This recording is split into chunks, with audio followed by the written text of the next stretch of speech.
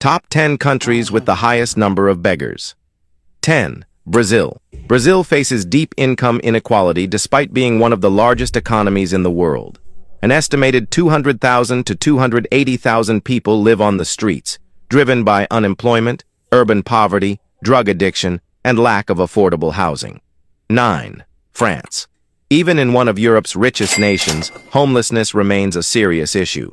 Around 300,000 to 333,000 people struggle with unstable housing, often linked to rising living costs, migration pressures, and insufficient long-term housing solutions.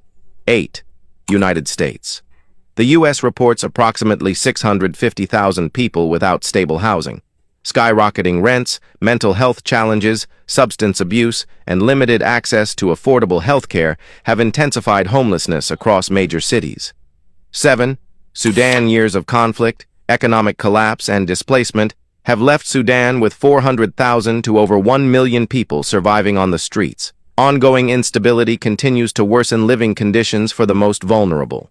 6. Egypt. With rapid population growth and economic pressure, Egypt has more than 3 million people affected by street poverty. Many struggle due to unemployment, inflation, and limited access to social welfare programs. 5. Bangladesh. Bangladesh reports 2 to 5 million people relying on begging to survive. Rural poverty, natural disasters, urban migration, and lack of formal employment contribute heavily to this crisis. 4. Democratic Republic of the Congo. Decades of conflict, political instability, and extreme poverty have left approximately 5.3 million people living in desperate conditions, forcing many into begging as a means of survival. 3. Syria. Prolonged war has devastated Syria's economy and infrastructure.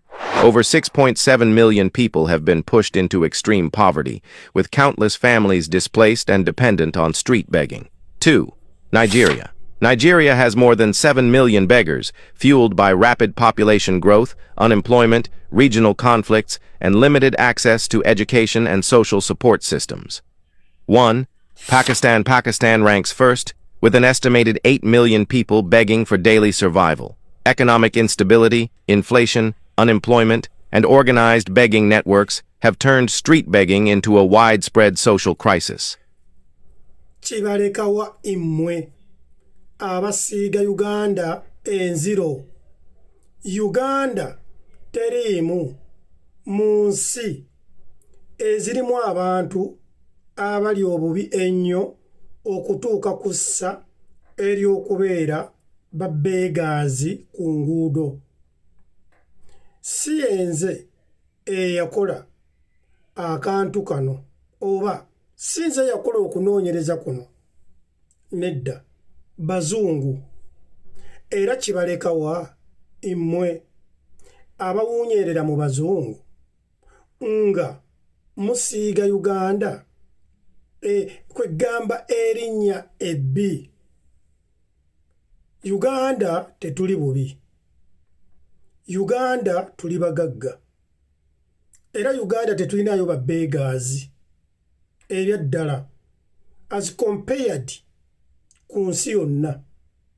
Eyakola ka documentary kano yatambula ensi yonna. Era gwe kikulekawa azungira mu bazungu ng'olowooza nti bo tebalina bizibu byabwe. Uganda esinga America mu standard. Uganda esinga ensi z'abazungu nnyingi mu standard. Kubanga bagambye mu bantu mu nsi 10 Uganda teriimu mu bamasikiini abasabiriza. Eyo nebeera credit.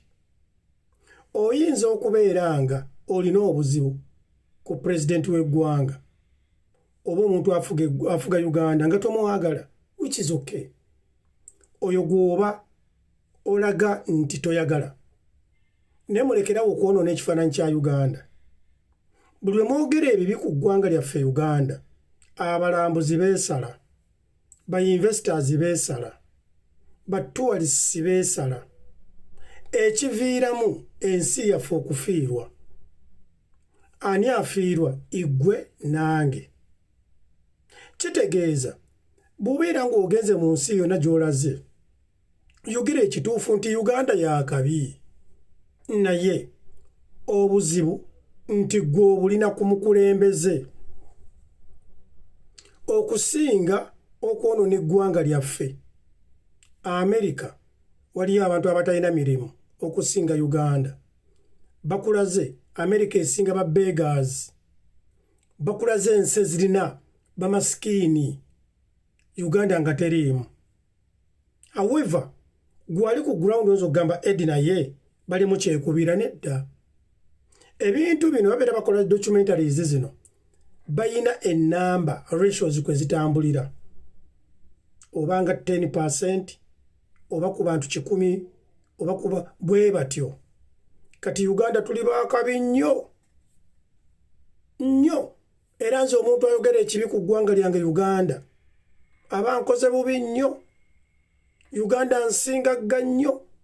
Uganda nsi nnungi nnyo. Era nze amazima gali nti njagala nnyo ensi yange Uganda. Naye abagyonoona mulekeraawo. Muyige okwagala ensi yammwe.